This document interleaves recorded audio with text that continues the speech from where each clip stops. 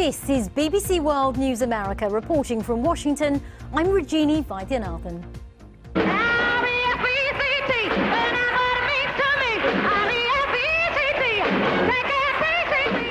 The Queen of Soul, Aretha Franklin, has died at the age of 76. We take a look back at one of the greatest musical talents the world has ever known.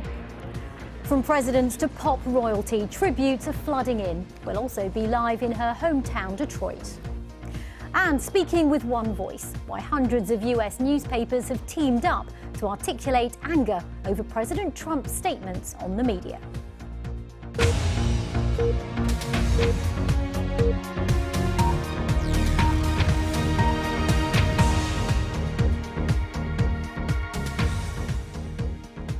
Welcome to our viewers on public television here in the US and also around the globe.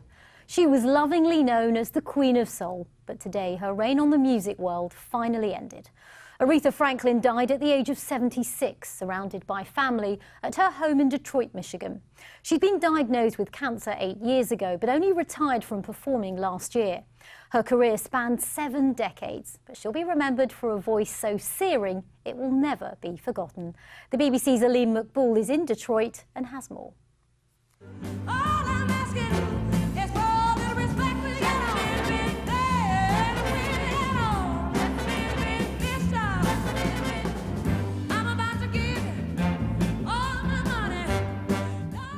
Aretha Franklin was peerless.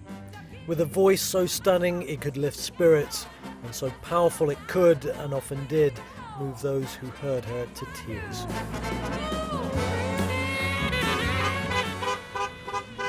At the church where she first started singing, people who grew up in the same streets as her have already started coming to pay tribute.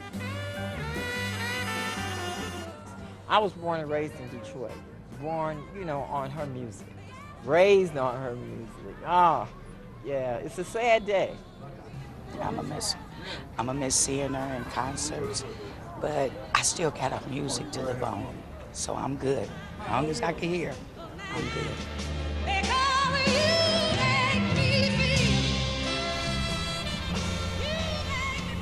She had the best voice, and when she sung, you could feel it in your soul. And she always sung something positive and nice. I remember as a kid growing up back in the 50s and 60s, and you hate for her to go. She feel like family. Well, this is the very stage where I suppose Aretha Franklin started to become a star. In fact, many say they were drawn to this church because they heard there was a young singer here, the daughter of the preacher, who had the kind of voice that only came along once in a generation. They tell me that ain't no good, but they don't know. But by the late 60s, a wider audience was being touched by the brilliance of Aretha Franklin as her career soared. She grew from being a gospel artist into an international sensation. And she did it through her unique vocal talents, but also a renowned toughness that could sometimes be perceived as being a bit of an attitude. Are a lot of men intimidated by you? A lot of men? Most men. Some men. It depends on the man, I think. I have always maintained that a real man is not going to be intimidated by me. Some men can rise to the occasion and others cannot.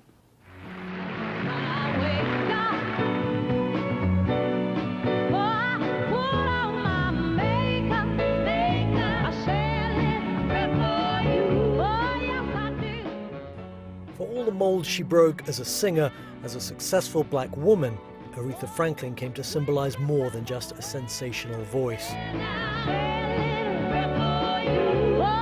She became heavily involved in the civil rights movement with activists like her longtime friend, Reverend Jesse Jackson. If you were going to summarize what Aretha Franklin meant to you, to this country, what would you say? A singer whose music impacted the world, but whose sense of social justice was global. She also fought for Dr. King.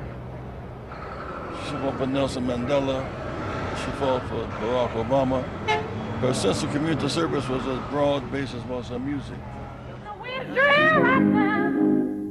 Aretha sang at the funeral of Martin Luther King after the civil rights leader's assassination, but she provided the soundtrack to African American history and progress long after that. Being the most straightforward of choices for Barack Obama to sing at his inauguration, as she'd done at 2 previous presidential inaugurations. He today paid tribute to the woman he says managed to convey in her voice all the power and the pain of the American experience.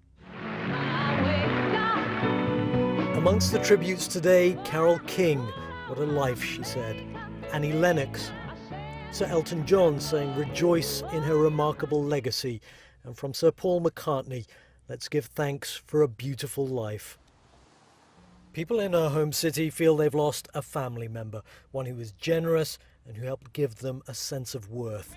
She released her final album just last year, and it was clear that just as she had influenced countless new musicians, she still allowed them to influence her too.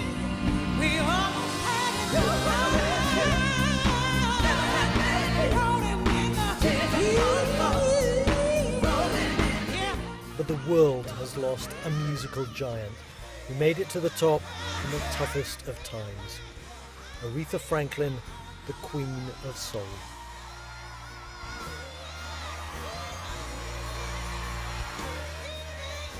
And we can go live now to Aleem, who is in Detroit for us. Aleem, you were saying there that Aretha Franklin meant so many things to so many people. What more are people from her hometown saying about how she really made an impact on them? Well, here she was a member of this community, of this church community, and people have been drawn to this church in recent days as a focal point for vigils, as we heard that she was in a serious condition. Of course, earlier in the day we heard that it was pancreatic cancer that finally claimed her, but a lot of the people here have been talking about how she helped them through difficult times in this area through her music, but also by becoming a big star and helping them rise out of a bad situation in terms of segregation, in terms of discrimination, and give them a sense of self-worth. And Aleem, I'm just keen to know what an impact she made on you personally as well. We know you were a big fan. Well, you know, I had tried for a few years to try to get tickets to see her, but in recent years so many concerts were cancelled because of ill health, but finally managed to see her last year, and it was just a breathtaking performance, one of her last performances, as emotional as you can imagine. There was something about the power in her voice, the way she managed to convey emotions. You know, you could look around and people were just breaking down in tears left, right and center. She did that to me, but she did that, of course, to millions around the world, and the people here are certainly in mourning. There are a lot of people around the world who are going to be feeling that loss today. Aleem Maqbool in Detroit, thank you very much. Well, for more on the life and legend of Aretha Franklin, I spoke earlier with Jem Aswood, Senior Music Editor at Variety magazine. How enduring is Aretha Franklin's legacy, particularly when you look at some of today's music artists? It's hard to think of anyone whose legacy will be more enduring. From the 20th century anyway, the Beatles looked up to her. Every single soul singer looked up to her.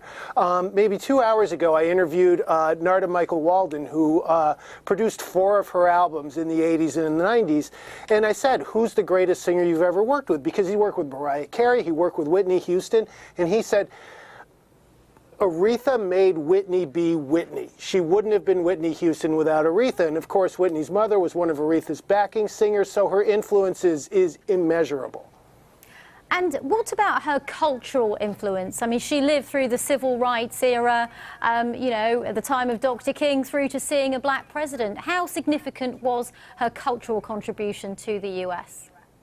Well, I mean, it was largely symbolic, I would say. She spoke about it, but she wasn't, you know, a leader necessarily. She was more of a symbol for civil rights because she knew Dr. Martin Luther King growing up. He was a very close friend of her father's, the Reverend C.L. Franklin. She sang it Martin Luther King's funeral. She sang at Clinton's inauguration. She sang at Obama's inauguration. So as a symbol of positive, positive black movement forward, it's immeasurable as well. And Jem, I have to ask you, I bought tickets to see Aretha Franklin on a couple of occasions, and unfortunately she was too unwell to actually make those concerts, so I never got to see her live. But you actually did see her final performance. Just tell us what it's like to watch the Queen of Soul in action. Well, she was 75 years old when I saw her, and this was at the Elton John's AIDS Foundation Gala back in November, and she was singing, which has very high ceilings and very high, booming acoustics. She was thin, and people were thinking like, oh my gosh, is she okay? And she nailed it. She wasn't, she wasn't the Aretha that you hear in the records from the 60s, obviously. I mean, no one can sing like that in their 70s. But she was great. 9 songs, played Say a Little Prayer, sang Messa and Dorma, nailed it. That's the Pavarotti song she did during the Grammys in 1998. And she was great. And I was leaving and I was thinking, wow, she seems so good, I really hope that's not the last time that I get to see her. And it was the last time anyone got to see one of her public performances, but she was absolutely great. And Jem, what was your favourite Aretha Franklin song? Wow, that's a tough one. It might be Ain't No Way. That's a lesser-known song from Lady Soul. That's a very tough question, but it would be from either Lady Soul or the I Never Loved a Man the Way That I Love You albums, 66 and 68, her best era. And people, of course, in her hometown of Detroit are paying respects and tributes to her. A lot of focus around the church that she first sang at as a young girl. Yeah. Yes, they absolutely are. I mean, she came from the church, and you would hear it in both her singing and in her piano playing. She was an amazing piano player, and a lot of people really don't know that. If you want to hear her play piano, get her album Spirit in the Dark. She's incredible on it. Jem, thank you very much for joining us from New York. Thank you. Could listen to Aretha Franklin all day long. Aretha Franklin, who died today. Now let's take a look at some of the day's other news. The Islamic State group in Afghanistan says it carried out a suicide attack on a tuition centre in the capital Kabul on Wednesday. 40 teenagers died inside a classroom while they were preparing for university entrance exams. 24 hours later, militants launched a gun attack on a training centre used by the intelligence services in the city. Officials said the 2 gunmen involved had both been shot dead. The Vatican says Pope Francis is on the victim's side, following a grand jury report which detailed decades of sex abuse by Catholic priests in Pennsylvania. It found at least 1,000 children were molested and assaulted by so-called predator priests. The Vatican said the Church must learn hard lessons from its past and promised to hold abusers to account. Officials in India say at least 73 people have died in the southern state of Kerala in some of the worst monsoon flooding the region's ever seen. The armed forces have been deployed to try and rescue stranded villagers and provide relief for tens of thousands of people who've had to flee their homes. And Madonna is celebrating her 60th birthday. The so-called Queen of Pop has repeatedly reinvented herself over her 35-year career, with hits including Like a Prayer and Material Girl. She's the best-selling female recording artist of all time and the richest female artist in America. President Trump's long-running fight with the media took a headline-making turn today.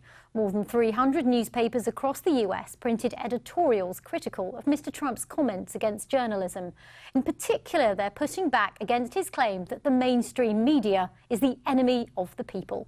The coordinated response was led by the Boston Globe newspaper, which ran the headline, "Journalists are not the enemy," and argued that a free press had been a core American principle for more than 2 centuries. As if on cue, the president was ready with a counter-tweet saying the fake news media is the opposition party. It's very bad for our great country, but we are winning! He also singled out the Boston Globe, saying it was in collusion with the New York Times. Well, for more on all of that, I spoke earlier with Alex Kingsbury, the deputy ideas editor at the Boston Globe. Firstly, why did you decide to get all these newspapers to join together and write this editorial? So a few things. First of all, it was the alarming turn in Mr. Trump's rhetoric that really started ringing alarm bells for us. He's made, his entire political project is based on bashing the press. And criticizing the press is one thing, but declaring them to be the enemy of the people for us just marked a turning point that needed to be remarked on, and an alarming one at that.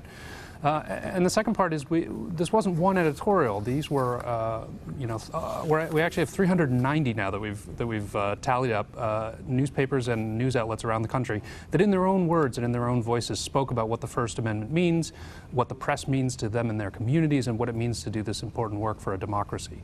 So this was much bigger than Mr. Trump or any of his sort of his agenda. This was about strengthening a democracy. And you reached out to newspapers across the political divide. So you also Liberal and Conservative. What sort of response did you get? I could just cite a few examples because it's just been so overwhelming to see in granular detail what the press looks like in the United States. There was a really emotional editorial from a very small newspaper in Mississippi, and the opening lines were, the conservative founder of this newspaper knew what a free press meant because he stood up to the Ku Klux Klan in 1963. There was another one from Iowa that talked about, a small weekly there that someone had come into the office and threatened one of the editors with a gun. I mean, this is the sort of situation that journalists deal with in the United States. Remember, the vast majority of people doing this work don't have the backing of a major institution like the Boston Globe. They're small community papers, small cities, they cover school boards, they cover mayors, and they do the important work of holding the powerful accountable and informing a citizenry that's responsible for self-governance. It's a very fundamental principle. Now, your editorial also includes some poll findings, one which suggests that 29% of Americans believe the news media is indeed the enemy of the people. How do you counter that viewpoint? Yeah, this is one of the things that we can say when President Trump's supporters say these are just words, this is just the way he talks. Well, these words have consequences. Trump's phrase, the enemy of the people, is particularly alarming. 51% of Republicans polled just this Tuesday said that they agreed with that statement. That should be alarming to anybody who believes in a free democracy and in this country. Alex Kingsbury, thanks very much for joining us. Thank you. You're watching BBC World News America. Still to come on tonight's programme, a mystery dating back thousands of years is finally revealed. We look at the secret recipe behind mummification.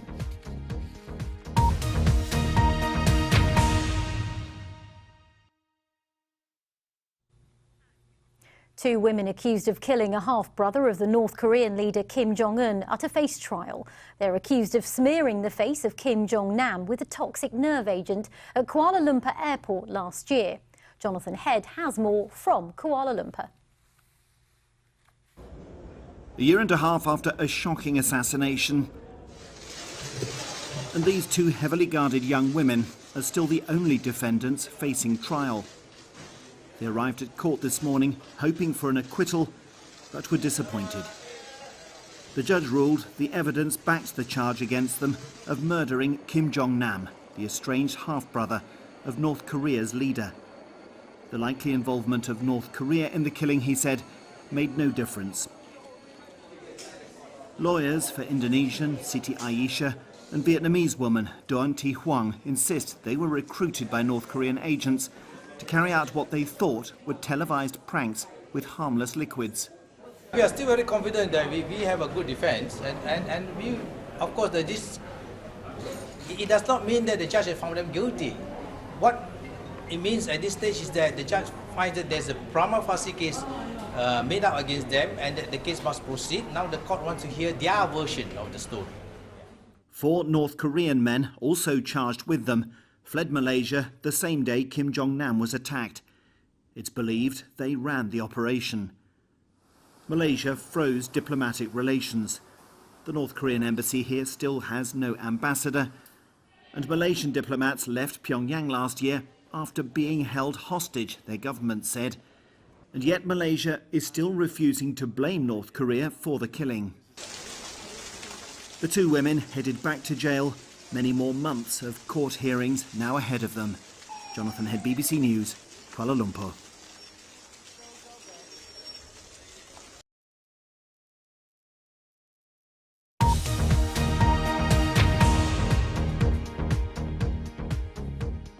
In Italy, as many as 20 people are still missing days after the collapse of a bridge in the northern city of Genoa. Senior politicians have accused the company that runs Italy's motorways of not properly maintaining the bridge. Our science editor David Schuckman's been looking into what could have caused it to collapse. Battered by the weather and patched up over the years, this is the bridge pictured before the collapse. It was in a forlorn and worrying state, and then disaster struck. The tangle of wreckage where there should be the clues that investigators will need, as they ask if the structure was substandard or if the steel had corroded inside the concrete when no one could see. So what went wrong? Well, let's look at a virtual model of the bridge, an unusual design from the 60s. It's needed a lot of reinforcement over the years. A key focus in the investigation will be on these diagonal sections. They're called the stays. They're a mix of steel and concrete, and they carry the road. But they were in bad condition, and I understand were due to be replaced next year. Another weakness might be the anchors that fix the stays to the road. One of them might have rusted and snapped. And then there are steel cables that run through the bridge to give it strength. If they were in poor shape, inspectors might not have noticed. The investigators face a massive challenge, and finding a single answer might not be easy. A big concern is that the concrete was getting old and that water was getting into it and may have weakened the steel inside.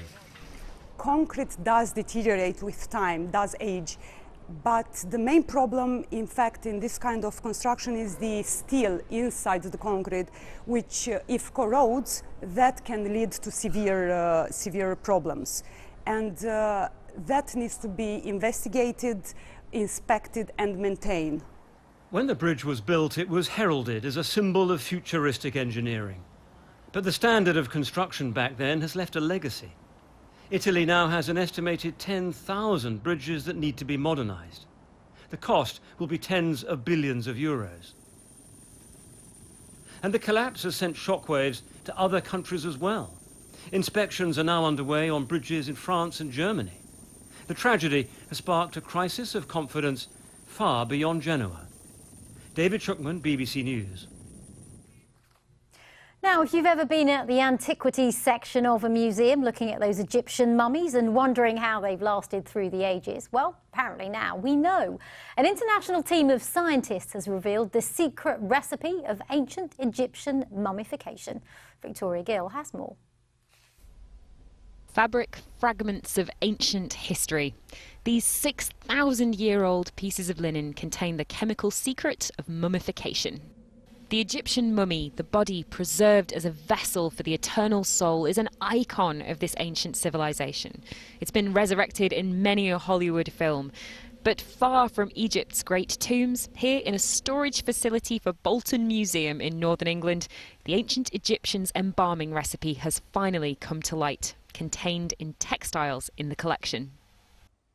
With things like these textiles that don't look much to look at all, but you do the chemistry and suddenly they become hugely significant to our human past and really gets to the heart of what they were about at this time through the science, which you simply can't tell by looking. So really the science brings this material to life. The recipe they revealed, an embalming liquid containing plant extracts, was probably mixed in a base of sesame oil. You can actually still find some of those key ingredients from that embalming recipe today. So this is one of them, gum arabic, which is a plant-based confectioner's gum that's on sale in Egypt. And this is a really key ingredient. This is pine resin, antibacterial, to prevent the body from decaying.